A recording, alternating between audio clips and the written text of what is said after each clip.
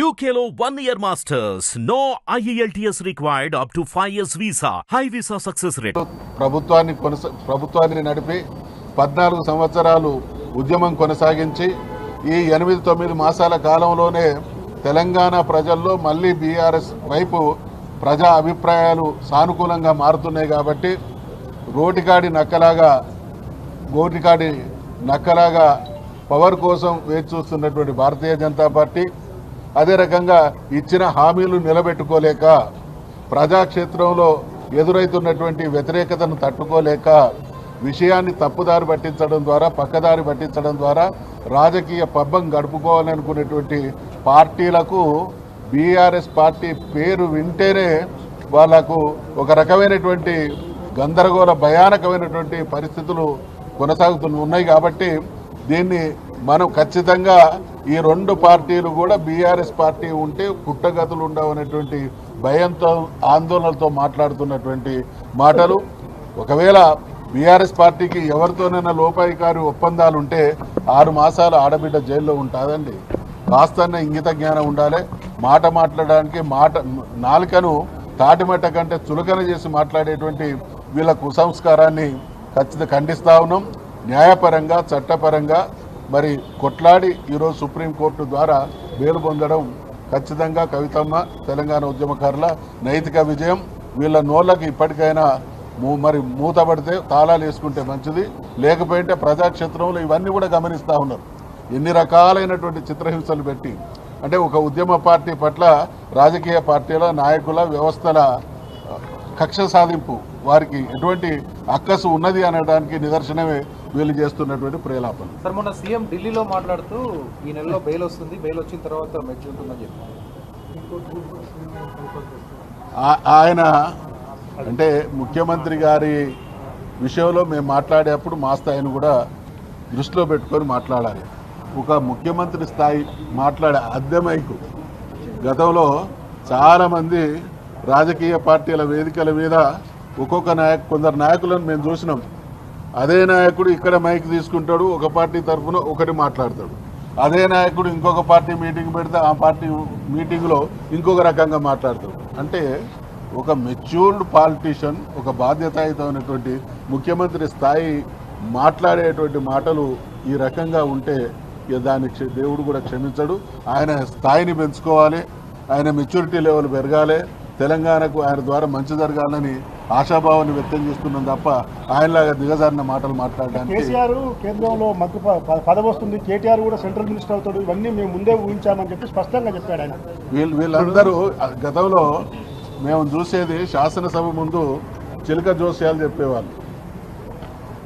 వాళ్ళు బహుశా ఇక పాలన అనేది పక్కన పెట్టి ఇటువంటి జోస్యాలతోని కాలం వెళ్ళబుచ్చేటువంటి ప్రయత్నాలు చేస్తూ ఉన్నారు. అన్నిటికీ కాలమే నిర్ణయం చేస్తుంది. గతంలో మిత్రమా బీఆర్ఎస్ పార్టీ టీఆర్ఎస్ పార్టీని పెట్టిన తొలినాళ్లలో కొందరు నాయకులు ఇది మకలో పుట్టింది పుప్పలో పోతుంది అనేటువంటి మాటలు విన్నాం. అదే ఇంకొక నాయకుడు గతంలో ముఖ్యమంత్రిగా ఉన్నటువంటి వ్యక్తి తెలంగాణ వస్తే కరెంట్ ఎక్కడి నుంచి వస్తాయి, మీ వైర్ల మీద బట్టలు ఆరేసుకోవాలని వస్తుంది. వీళ్ళందరూ ఏమైపోయిందో వీళ్ళందరి చరిత్రలు ఏమైనా మనం చూస్తూ ఉన్నాం. రేపటి రోజు మళ్ళీ ఇదే బీఆర్ఎస్ను ప్రజలు ఆశీర్వదించక తప్పదు. వీళ్ళందరి రాజకీయ చరిత్రలు భూస్థాపితంగా కూడా తప్పదు. ఇప్పుడు మహేష్ గౌడ్ గారు సుప్రీంకోర్టు తప్పు పట్టేటువంటి ప్రయత్నం చేస్తారు. కంటెంప్ట్ ఆఫ్ కోర్ట్ అవుతుంది. ఇలా సుప్రీంకోర్టు వాదనలు విన్న తర్వాత మేము పెట్టినటువంటి కౌంటర్ ఆఫ్ డిబేట్ వేసిన తర్వాత మాలో న్యాయం ఉన్నదని చెప్పి ఇలా సుప్రీంకోర్టు న్యాయమూర్తి గారు బెయిల్ గ్రాంట్ చేసిండు. ఈ బెయిల్ గ్రాంట్ చేసినటువంటి సందర్భంలో దీన్ని తప్పుపడితే డెఫినెట్గా మహేష్ గౌడ్ గారు కంటెంప్ట్ ఆఫ్ కోర్టుకు పోవాల్సినటువంటి అవసరం ఉంటుంది. సుప్రీంకోర్టు తీర్పునే తప్పుపట్టే స్థాయికి ఇలా కాంగ్రెస్ నాయకులు వచ్చారంటే వాళ్ళ ఫ్రస్ట్రేషన్ ఎంత ఉందో అర్థమవుతా ఉంది. ఎందుకంటే ఇలా కాంగ్రెస్ పార్టీ అనుసరిస్తున్నటువంటి దుర్నీతి వలన ప్రజలందరూ కూడా రోడ్ల మీదకి వస్తూ ఉన్నారు. రుణమాఫీ కానీ హైడ్రా కానీ రకరకాల కారణాలు చెప్పి ఇలా ప్రజల్ని వేధించేటువంటి పరిస్థితి తెస్తున్నటువంటి పార్టీకి సరైనటువంటి జవాబు చెప్పే విధంగా ఇవాళ బీఆర్ఎస్ పార్టీ రాజకీయ రణక్షేత్రంలో ఉంది. బీఆర్ఎస్ పార్టీ డెఫినెట్గా ప్రజా సమస్యల మీద కొట్లాడుతుంది కాబట్టి ఇటువంటి ఆరోపణలు చేస్తున్నటువంటి విషయాన్ని మేము స్పష్టం చేస్తా ఉన్నాం. ఒక మాట ఇవాళ సుప్రీంకోర్టు విచారణ సందర్భంగా బెయిల్స్ విచారణ సందర్భంగా ఏం కామెంట్ చేసింది ధర్మాసనము? విచారణ పూర్తి అయింది, ఛార్జీ షీట్ దాఖలైంది, అయిపోయిన తర్వాత కూడా నెలల తరబడి కవిత గారిని జ్యుడిషియల్ కస్టడీలో ఉంచాల్సినటువంటి అవసరం ఏముందని చెప్పేసి ధర్మాసనం ఇలా స్పష్టంగా మాట్లాడింది. కాంగ్రెస్ నాయకులకు బుద్ధి జ్ఞానం ఉంటే, విజ్ఞత ఉంటే ఆ కామెంట్లు చేసే ముందు ధర్మాసనం ఏం చెప్పిందో అక్కడ అర్థం చేసుకోవాలి. అంటే ధర్మాసనమే కోర్టే ఆ విధంగా మాట్లాడిందంటే ఎంత రాజకీయ కక్షతోటో కుట్రపూరితంగానో ఆ కేసు పట్ల వ్యవహరించునన్నది వాళ్ళు అర్థం చేసుకోవాలి.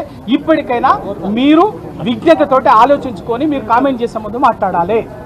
అంతేగాని నోటికి వచ్చినట్టు మాట్లాడటం అనేది మానుకుంటే మంచిది. కాంగ్రెస్ నాయకులు కేసీఆర్ గారి నాయకత్వం, జై తెలంగాణ, జై తెలంగాణ, జై తెలంగాణ, కేసీఆర్ గారి నాయకత్వం, కేసీఆర్ గారి నాయకత్వం, కేటీఆర్ గారి నాయకత్వం, హరీష్ రావు గారి నాయకత్వం, జై తెలంగాణ, జై తెలంగాణ.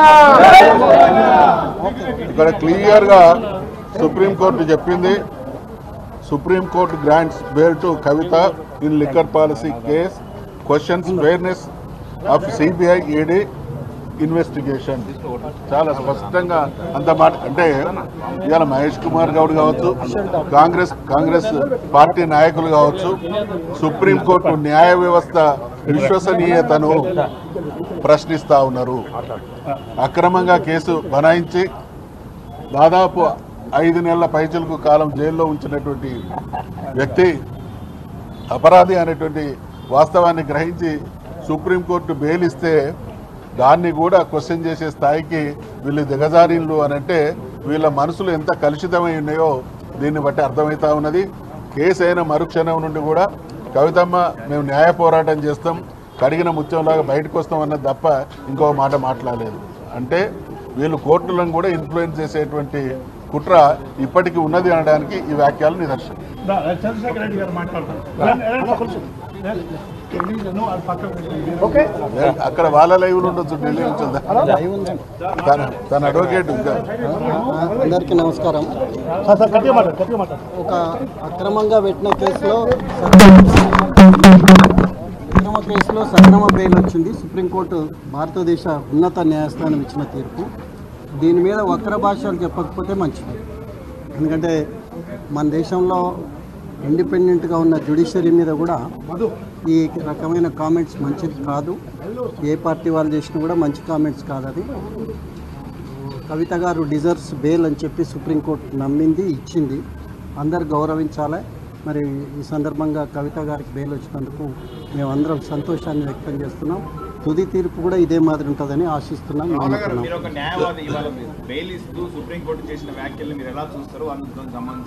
పాజిటివ్ మేమంతా మనము ఆర్గ్యుమెంట్స్ని కూడా ఫాలో అయినాం, చూసినాము.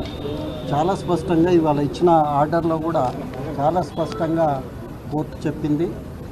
దీంట్లో ఛార్జ్షీట్ వేయబడింది, విచారణ పూర్తయింది, ఆమెను జైల్లో ఉంచడం భావ్యం కాదని సుప్రీంకోర్టు భావించిందనేది కూడా లైవ్లో మనము డిబేట్ను చూసినాం. ఆర్గ్యుమెంట్స్ను సుప్రీంకోర్టు ఆర్గ్యుమెంట్స్ను కూడా చూసినాం.